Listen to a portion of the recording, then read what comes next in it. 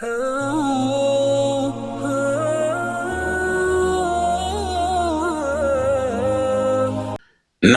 ونصلي على رسوله الكريم اما بعد فاعوذ باللہ من الشیطان الرجیم بسم اللہ الرحمن الرحیم۔ اللہ کے نبی علیہ السلام کا یہ فرمان ہے، تحیون کما تموتون، جیسے تمہاری موت آئے گی ایسے تم اٹھائے جاؤ گے۔ چھوٹی سی حدیث انسان کے لیے بہت بڑا لمحہ فکریہ ہے۔ دنیا میں مرنے والوں کے حالات آپ صرف پڑھ لیں، مرنے والوں کے حالات صرف آپ پڑھ لیں، اس لیے کہ پیدائش کے اندر انسان کا کوئی تعارف نہیں ہوتا۔ وہ صرف ایک ہمارے نبی صلی اللہ علیہ وسلم ہیں جن کی پیدائش بھی کمال کی ہے، اور جن کی پیدائش کا ایک ایک لمحہ 14ویں رات کے چاند سے زیادہ روشن ہے، مگر مرنے کے وقت انسان کے حالات ہوتے ہیں۔ وہ باپ بن چکا ہوتا ہے، وہ دادا بن چکا ہوتا ہے، وہ نانا بن چکا ہوتا ہے، وہ آفیسر بن چکا ہوتا ہے، کوئی چور ہوتا ہے بڑا، کوئی ڈاکو ہوتا ہے بڑا، کوئی وزیر ہوتا ہے کوئی بڑا، کوئی بادشاہ ہوتا ہے بڑا، کوئی قاتل مشہور ہوتا ہے، کوئی ڈاکو مشہور ہوتا ہے، کوئی کس شہرت کے ساتھ ہوتا ہے، مگر تحیون، تم زندہ کیے جاؤ گے۔ شراب کا پیالہ پکڑنے والا شراب پکڑ کے زندہ ہوگا، سود کھانے والا سودی رقم ہاتھ میں لیے ہوئے زندہ ہوگا، نماز پڑھنے والا اپنے ہاتھوں کو اٹھائے ہوئے یا باندھے ہوئے یا سجدے میں یا رکوع میں اللہ کے سامنے کھڑا ہو جائے گا، تلاوت کرنے والا قبروں سے بھی تلاوت کرتے ہوئے اٹھے گا، اللہ کے راستے میں حج کرنے والا اپنے حرام کے اندر تلاوت کرتے ہوئے اپنی قبروں سے اٹھے گا، لبیک اللہم لبیک لبیک لا شریک لک لبیک ان الحمد والنعمت لک والملک لا شریک لک۔ جب بندے کو یہ پتہ چل گیا کہ میں بیمار ہوں اور مجھے ایک ہلاک کرنے والی بیماری لاحق ہو چکی ہے، اس کے باوجود بھی وہ نماز پہ نہیں آتا اور ٹوپی نہیں پہنتا اور داڑھی نہیں رکھتا، اور وہ کہتا ہے جب آئے گی تو دیکھی جائے گی۔ بھائی جب آئے گی تو کیا دیکھو گے؟ جب آئے گی تو کوئی دیکھی نہیں جاتی، اس سے پہلے دیکھی جاتی ہے۔ جب موت کے نزع آتے ہیں، موت کے سکرات آتے ہیں، انسان بے بس ہو چکا ہوتا ہے۔ ہمارے نبی نے حضرت عائشہ سے کہا، آپ کے آنسوں بھی گر رہے تھے، کہا عائشہ میں روزانہ قرآن پڑھتا تھا، میں نے پورا قرآن پڑھ کے صحابہ کو دی ہے، صحابہ نے آگے دی ہے، مگر اب میرا دنیا سے جانے کا وقت آ چکا ہے، میرے اندر جو بولنے کی طاقت تھی وہ کمزور ہو چکی ہے۔ اللہ کے نبی بات نہیں کر رہے، اشارے کر رہے ہیں۔ آپ نے حضرت عائشہ سے کہا تو قل اعوذ برب الفلق پڑھ، تو پڑھ سکتی ہے، قل اعوذ برب الناس پڑھ لے تو پڑھ سکتی ہے، میں اب نہیں پڑھ پا رہا، میرے اندر وہ طاقت نہیں ہے، میں بول نہیں سکتا۔ حضرت عائشہ نے اونچی آواز سے یہ صورتیں پڑھی، اللہ کے نبی پہ دم کیا، آپ نے اس بات کا اشارہ کیا کہ جب موت آئے گی تو کیا دیکھی جائے گی؟ کوئی چیز نہیں دیکھی جاتی۔ مرنے والے کے حالات، شہادت کی موت، رمضان کی موت، حج کی موت، تلاوت کی موت، ایمان کی موت، اسلام کی موت، داڑھی کی حالت کی موت، توبہ کرتے ہوئے موت، ساری چیزوں کے اندر موت۔ شرابی ہے باہر کے ملک کا، اور اس کی شراب کی بنیاد پہ وہ مسجد کے قریب نہیں آتا تھا کیونکہ سمیل آتی تھی، اور اس کو لوگ دھتکارتے تھے، دھکے دے دیتے تھے، مسجد کے قریب نہیں آتا تھا۔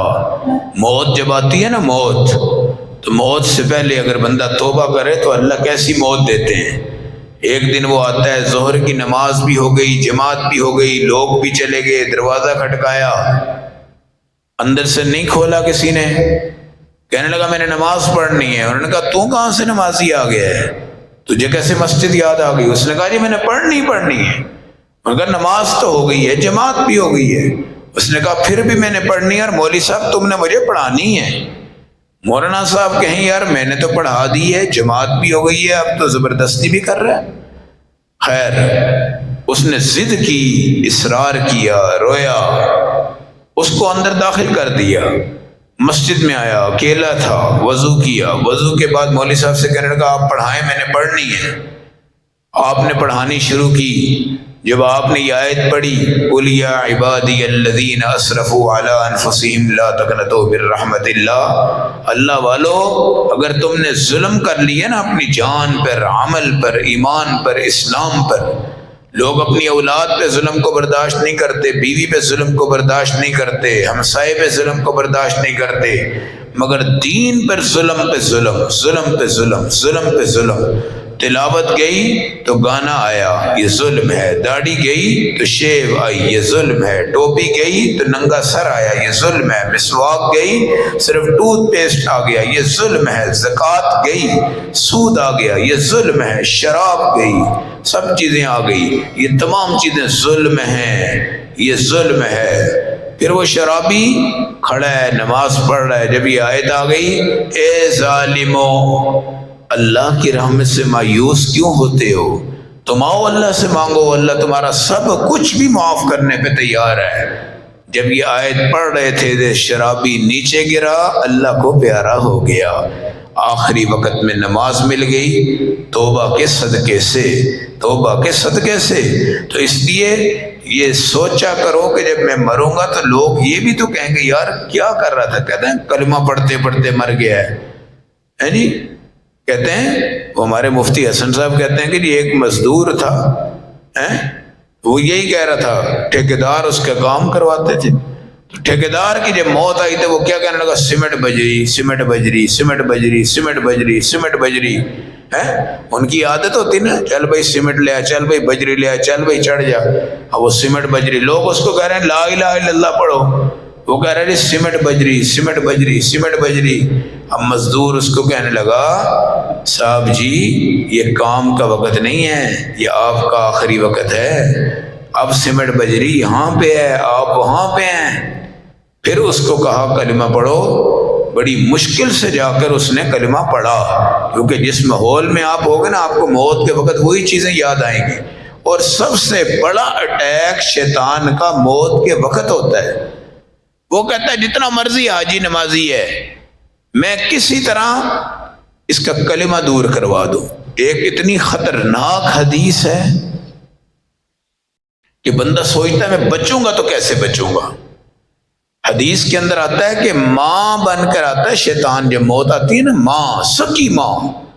اب میں کہتا ہوں نہیں میری ماں گزر گئی ہے، آپ نے مرنے والوں کے حالات کہیں دیکھے ہوں گے، ہم نے بھی دیکھے ہیں۔ مرنے سے پہلے وہ کہتے ہیں یار وہ میرے ابا جی نظر آ رہے ہیں مجھے، کوئی کہتا ہے میری اماں نظر آ رہی، وہ آ رہی ہے، وہ آ رہی ہے جی۔ تو ہماری دادی جان کا بھی جب انتقال ہو، کہنے لگی تمہارے دادا وہ سامنے سے آ رہے ہیں سفید کپڑوں میں۔ تو ہمارے تایا جی بھی پاس تھے، وہ قرآن پڑھ رہے تھے، وہ سمجھ گئے کہ بھائی ان کا وقت آ گیا ہے، کہنے لگے بھائی سورت یاسین پڑھو، کلمہ پڑھو، کلمہ پڑھو۔ وہ خود بھی کلمہ ہی پڑھ رہی تھی، ہانس ہانس کے کلمہ پڑھ رہی تھی، کہتے وہ دیکھو وہ آ رہے ہیں، وہ دیکھو وہ آ رہے ہیں، لا الہ الا اللہ، لا الہ الا اللہ، لا الہ الا اللہ۔ وہ ہر وقت ذکر کرتی تھی، لا الہ الا اللہ، ہو نہیں پڑھتی تھی، ہو پڑھتی تھی، کیونکہ لا الہ الا اللہ ہو اکثر عورتیں اور ہمارے لوگ پڑھتے ہیں۔ خیر وہ اس طرح چلی گئی۔ اب مرتے وقت آپ کی ماں بن کر شیطان آتا ہے، سکی ماں بن کے، وہ کہتا ہے اوئے یہ جو کلمہ تم نے پڑھا ہے نا دنیا میں، یہ غلط ہے، اس کو چینج کر لو، میں بھی یہی پڑھ کر آئی تھی، میں تو عذاب میں ہوں، تم اس کلمہ کا انکار کر دو، یہ کلمہ ٹھیک نہیں ہے۔ اچھا پھر اگر یہ پھر بھی پڑھتا ہے نا لا الہ الا اللہ محمد رسول اللہ، پھر وہی شیطان اس کا باپ بن کے بھی آ جاتا ہے، وہ کہتا تو میرا بیٹا ہے نا، جو میں نے تجھے کلمہ سکھایا ہے پڑھایا ہے وہ غلط ہے، اس کا انکار کر دے ورنہ تو بھی جہنم میں چلا جائے گا۔ اب وہ سمجھتا ہے جی باپ آ گیا ہے، سمجھتا ہے ماں آ گئی ہے، اور وہ کلمے کا انکار کر بیٹھتا ہے، اور اس کے بعد اس کی موت کفر والی ہو جاتی ہے۔ کتنی خطرناک حدیث ہے۔ اب آپ کو بچائے گا کون ان چیزوں سے؟ حدیث میں آتا ہے کہ مرنے والے کے پاس تم سارے کلمہ پڑھو، اس کو زور نہ لگاؤ، ہو سکتا ہے وہ پریشانی کی حالت میں کہے جا پیچھے ہو جا، میں نہیں پڑھنا، ایسا کہہ دے اور مر جائے تو وہ بھی کلمے کا انکار ہو گیا نا۔ اب آپ آہستہ آہستہ آواز سے پڑھو، لا الہ الا اللہ محمد رسول اللہ، تھوڑی تھوڑی تھوڑی تھوڑی آواز سے پڑھتے جاؤ، اس کو دیکھتے جاؤ، وہ آپ کو دیکھتا جائے، تاکہ جو شیطان پیچھے سے آ رہا ہے نا، ہم سپاہی بن کر اپنے مرنے والے کو بچائیں اور اس کو کلمہ کے ساتھ دنیا سے کیا کریں، رخصت کریں. تو یہ کب ہوگا؟ جب آپ کا ماحول ایمان والا ہوگا. آپ کی بیوی کو یہ پتا ہو کہ جب تمہاری موت آئے تو وہ کلمہ پڑھے گی. بچے کو پتا ہو کہ جب تمہاری موت آئے تو وہ کلمہ پڑھے گی. اب لوگ کہتے ہیں یار نہیں، ایک رجسٹری کے اوپر اس کا سین رہتا ہے، اگر یہ مر گیا نا تو بڑا مسئلہ بن جائے گا، بڑا مسئلہ بن جائے گا. کئی لوگ ایسے ہیں جو راشے کے مریض تھے. کیا تھے؟ راشے کے. ان کے بیٹے نے ان کا ہاتھ پیچھے سے پکڑ کے قلم دے کے ان کا سین کروایا، پیچھے سے ہاتھ پکڑ کے سپورٹ دے کے. یہاں پر ایک عالمہ نے ایک خاتون کو غسل دینے کے لیے آئی. اس کا بھائی کہنے لگا بھائی جی آدھے گھنٹے تو بعد دینا غسل ہے. پہلے وہ آئی، دیکھا اس کو، تو ظاہر ہے عالمہ بچیاں ہوتی ہیں، وہ آ کے غسل دیتی ہیں مرنے والی عورت کو، آتی ہیں مختلف جگہوں سے.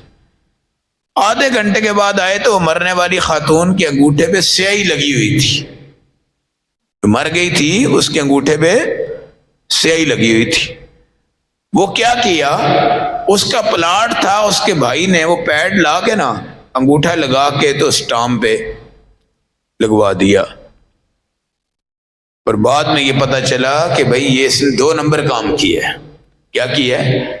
مرنے والی بہن کا انگوٹھا لگا دیا تاکہ یہ میرے نام ہو جائے، یہ میرے نام ہو جائے. یہاں تک ہوتا ہے. تو اگر اولاد ایسی ہوئی کہ اس نے کہا پیو ساڈا سین کر دے تو انگوٹھا لا دے، کلمہ پڑھے نہ پڑھے ساڈی طرف جتنے مرضی جائے، سمجھ آئی نا؟ یہ بھی ہوتا ہے. اس لیے ہم نے اپنی کتاب میں یہ لکھوانا ہے کہ ہماری موت کیسے آئی. تو ہمارے آقا کی وفات کیسے ہوئی؟ حضرت عائشہ نے دم کیا، پھر حضور نے مسواک فرمائی، پھر آپ نے اوپر دیکھا آسمان پہ، پھر آپ نے اللہم بالرفیق الاعلی کہا. ہے نا ذکر؟ جی.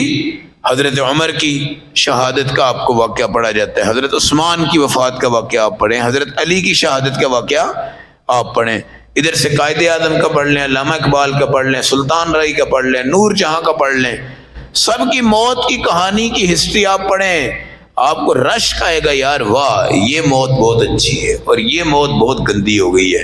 تو ہم نے مرنے والی اپنی کیفیت کو اپنی کتاب میں درج کروانا ہے تاکہ ہماری نسل ہماری موت کو بھی یاد کر سکے کہ مرنا ہم نے کیسے ہے. آج کل جینا کیسے، رہنا کیسے ہے، مرنا کیسے ہے. مرنے والے کو اچھے لفظوں میں یاد کریں، ماشاء اللہ یار کیا موت تھی، سجدے میں گیا ہے، سب کچھ کیا ہے، کیسی زبردست موت تھی. بندہ آیا گھر میں بالکل صحیح، دفتر سے فٹ فار موٹر سائیکل پہ، آگے کیا کیا اس نے؟ نماز پڑھتا ہی نہیں تھا، وہ نماز پڑھتا ہی نہیں تھا.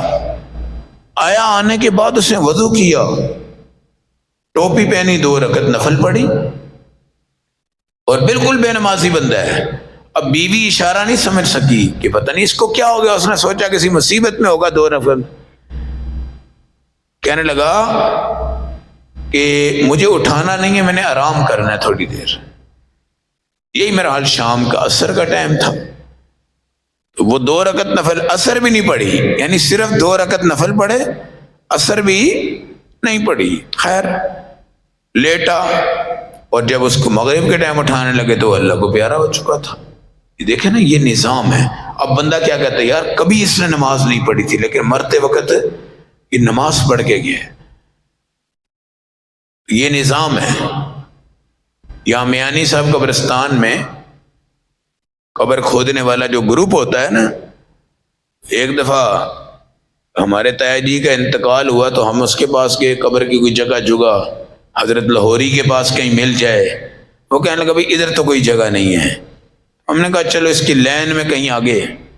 کہنے لگا بھائی مجھے پتہ چل جاتا ہے کون جنت میں جا رہا ہے اور کون جہنم میں جا رہا ہے، کیونکہ قبر پہلی سیڑھی ہے، اگر یہ گرم ہو گئی تو پھر آگے کام گرم ہی ہے.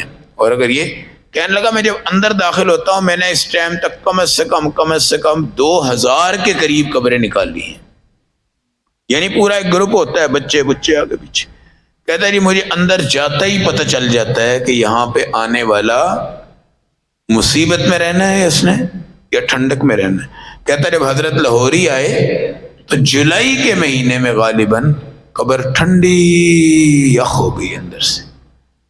اور کہتا ہے مجھے کھودتے ہوئے پسینہ بھی نہیں آیا، ورنہ مٹی کا نکالنے والا تو برف کے اندر بھی اگر کھدائی کرتا ہے تو اس کا پسینہ آ جاتا ہے۔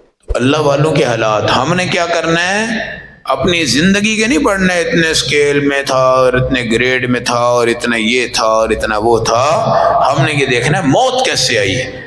ایک ایسی کتاب ہونی چاہیے جس میں انسانیت کے موت کے واقعات ہمارے سامنے ہو، اور وہ ہماری خاندان کی بھی ہونی چاہیے، ہمارے پورے عالم اسلام کی بھی ہو، اپنے خاندان کی بھی ہو کہ ہمارے ابا جی کیسے فوت ہوئے، اماں جی کیسے فوت ہوئی۔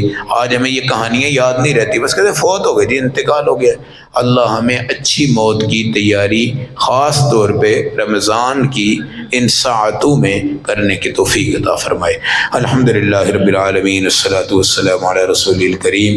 اللہ ہمارے گناہوں کو معاف فرما، ہمارے حال پہ رحم فرما، ہمیں جسمانی عزت دے، روحانی عزت دے، رزق حلال دے، حرام سے بچنے والا بنا، نبی پاک کا ظاہر نصیب فرما، باطن نصیب فرما، آپ کی شفاعت نصیب فرما، آپ کے دست مبارک سے حوض کوثر کا پانی نصیب فرما۔